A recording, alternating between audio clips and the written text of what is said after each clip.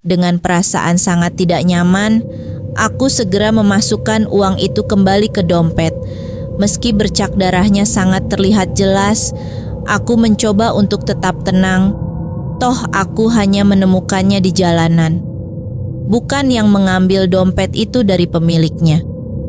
Aku mengemas beberapa kardus susu dan pampers dalam sebuah paket, bersiap aku kirimkan pada anakku di kampung melalui jasa pengiriman yang ada di dekat gang dekat kontrakan. Aku menghela nafas dan berjanji akan mengembalikan sejumlah yang aku gunakan. Setelah dirasa beres, aku gegas cuci muka dan bersiap menuju pabrik tempat aku bekerja. Seharian aku lalui dengan perasaan was-was, seperti semua teman memperhatikan aku yang terlihat gusar dan menghindar dari kerumunan. "Kamu sakit?" Sebuah suara mengagetkan aku, tangannya menyentuh bahuku hingga membuat aku tersentak.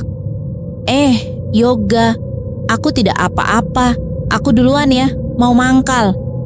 Ucapku segera berlalu.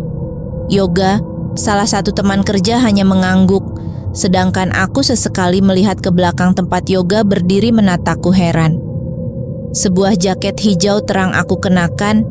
Ini adalah jaket driver ojek online yang lekat padaku saat aku bekerja sampingan sebagai ojol. Baru beberapa puluh meter, dari kaca spion tampak Yoga mengejar sambil berteriak-teriak memanggil. Juga klakson motornya yang terus ia bunyikan membuatku segera menepikan kendaraan. "Ada apa, bro?" tanyaku. "Helm kamu ketinggian.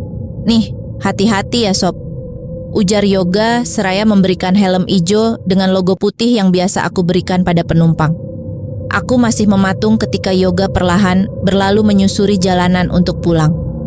Hari telah berganti petang, suasana kota yang ramai perlahan lengang. Hampir jam 10 malam, kali ini aku mendapat orderan lumayan dari hari sebelumnya. Uang sebesar 230.000 hasil ngojek aku masukkan pada tas kecil yang selalu aku bawa kemanapun pergi. Cukup untuk hari ini, setidaknya aku bisa membeli bensin dan tak perlu risau untuk 2 hari ke depan dengan hasil hari ini. Toh besok aku juga masih ngojek lagi. Ciit. Suara ban beradu dengan aspal. Aku berhenti ketika seorang perempuan tiba-tiba muncul hendak menyeberang jalan. Hampir saja ketabrak. Perempuan bermata coklat dengan baju berwarna krem itu tak lekas berlalu. Ia menatap ke arahku seperti berucap sesuatu. Mungkin perempuan ini butuh tumpangan, maka dengan ramah aku menawarinya untuk memakai jasaku. Ia hanya mengangguk tanpa berbicara sepatah kata, lalu duduk di belakang ketika aku mulai melaju pelan meski melalui aplikasi yang seharusnya aku gunakan untuk mengantar penumpang. Tiba pada jalanan yang sepi, tak ada rumah di sekitar jalanan ini, hanya semak belukar dan tanah lapang atau perkebunan saja. Perempuan itu minta berhenti, ia turun dan menyerahkan selembar uang 100.000. Aku membuka tas kecil untuk mencari kembalian. Sesaat kemudian aku hendak memberikan uang tersebut pada penumpang, tapi ia telah pergi. "Loh, kok sudah nggak ada? Padahal nggak sampai semenit. Kemana perginya?" Gumamku heran. Sesaat hembusan angin terasa begitu kencang, aku memandang ke sekitar melihat dahan-dahan bergerak tertiup angin. Seperti akan hujan, pikirku demikian. Benar saja, langit yang berhiaskan cahaya petir dan gemuruh bersahutan membuatku gegas mencari tempat meneduh. Kebetulan tak jauh dari situ tampak sebuah gubuk seperti bekas tempat orang berjualan. Segera aku menuju tempat tersebut untuk berteduh agar tak kuyup oleh paparan hujan. Aku duduk pada sebuah kursi kayu yang memanjang. Tempat ini cukup hangat tanpa curahan air hujan. Kantuk tak tertahan sementara langit tak segera terang. Aku merapatkan lengan berharap bisa tidur walau sebentar, hingga akhirnya lelap untuk beberapa saat. Aku terbangun. Jam pada ponsel menunjukkan hampir jam 12 malam. Tempat ini benar-benar mencekam. tak ada lalu lalang kendaraan, apalagi aktivitas orang-orang. Itu... Aku bangkit dari posisi rebahan. Mataku yang mengedarkan pandangan melihat seorang perempuan berjalan memasuki semak belukar. Meski tempat itu sedikit gelap, namun akibat cahaya petir yang berpendar, aku bisa memastikan ada seorang perempuan yang dari pakaiannya ia seperti penumpang yang tadi aku antarkan. Terpikir olehku untuk memberikan uang kembalian. "Mbak, tunggu!" teriakku sambil berlari ke arahnya. Namun setibanya aku di tempat ia berdiri sebelumnya, perempuan itu kembali lenyap oleh pekat malam. Gemuruh petir dengan suara menggelegar terdengar. Aku berlari kecil mencari tempat berlindung ke arah semak belukar. Hingga aku tersungkur akibat kakiku tersandung sesuatu. Ambruk dengan posisi nyaris tertelungkup, pakaianku basah tercurah hujan deras. Aku mengaduh mengerang kesakitan memegangi jempol kaki yang kukunya terkelupas. Pandanganku tiba saja tertuju pada ajung kaki. Sebuah benda seperti menyembul sebagian ke permukaan tanah, sedangkan sebagian lainnya berada dalam tanah seperti habis ditimbun. Beberapa saat aku termangu, akhirnya aku dapatkan sebongkah batu, lalu aku hempaskan pada gembok tersebut. Berkali-kali hingga terlepas, aku membuka koper perlahan karena rasa penasaran yang kian membuncah. Srik! Wah, astagfirullah. Aku terkejut bukan main. Meski dalam keadaan gelap, aku tetap bisa tahu bahwa sesuatu di dalam koper ini adalah sesosok tubuh yang dilapisi plastik warp. Ini adalah potongan tubuh tanpa kepala, lengan, dan kaki. Dari bentuknya ini adalah mayat seorang perempuan. Darahnya telah mengering dan mulai tercium aroma busuk bangkai. Segera aku berlari menuju motor, meninggalkan koper besar di tempat semula. Jantungku berdegup kencang, aku mengedarkan pandangan ke segala arah. Semoga tak ada yang melihatku, entahlah aku enggan terlibat masalah berat. Pasti ada orang jahat yang membuang dan mengubur koper itu di tempat seperti ini.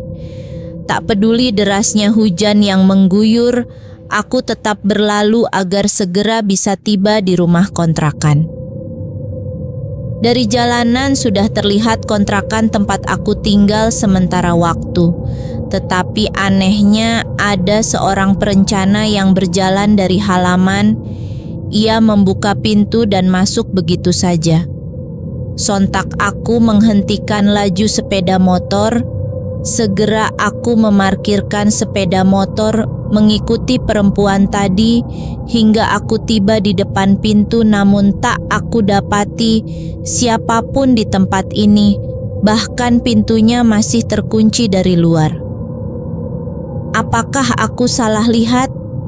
Aku masuk mengendap dan dengan berjalan pincang akibat kuku pada jempol kaki yang terkelupas.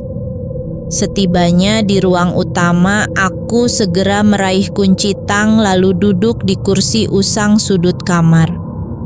Aku memperhatikan bagian mana yang hendak aku cabut. Keadaan ini tak bisa dibiarkan begitu saja. Dengan sedikit hati-hati aku catutkan ujung tang pada kuku kaki. Sejenak aku amati sekali lagi jempol kaki dengan darah yang masih mengucur. Teriakku keras. Sekali sentak kuku itu berhasil terlepas. Meski terasa berdenyut perih bukan kepalang, segera aku tuangkan antiseptik agar tak infeksi. Sakit sekali, namun lama-kelamaan rasa sakit itu berkurang. Aku membalut jempol kaki dengan kain kasa dan bergegas untuk membersihkan diri menuju kamar mandi. Nana. Sayup-sayup terdengar suara perempuan seperti bersenandung dari bilik kamar mandi. Bulu kuduk merinding, ditambah lampu menuju kamar mandi berkedip seakan mau padam. Mustahil ada perempuan di tempat ini, mustahil. Aku mengoceh sendirian dan terus berjalan menuju pintu kamar mandi. Keringat dingin membasahi keningku.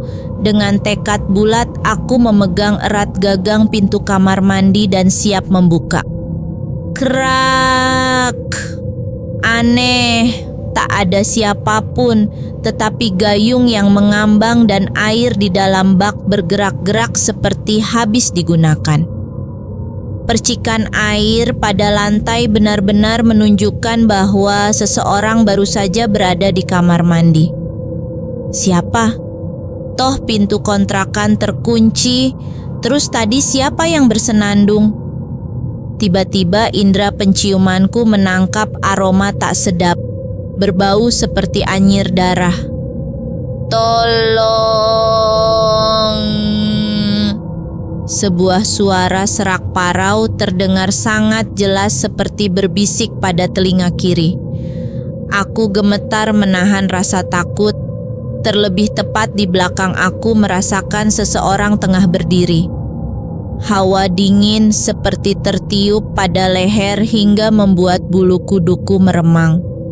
Secepat mungkin aku menoleh mencari sumber suara tadi, namun lagi-lagi tak ada siapapun, hanya jejak telapak kaki basah berwarna merah darah seperti berjalan menuju pintu keluar.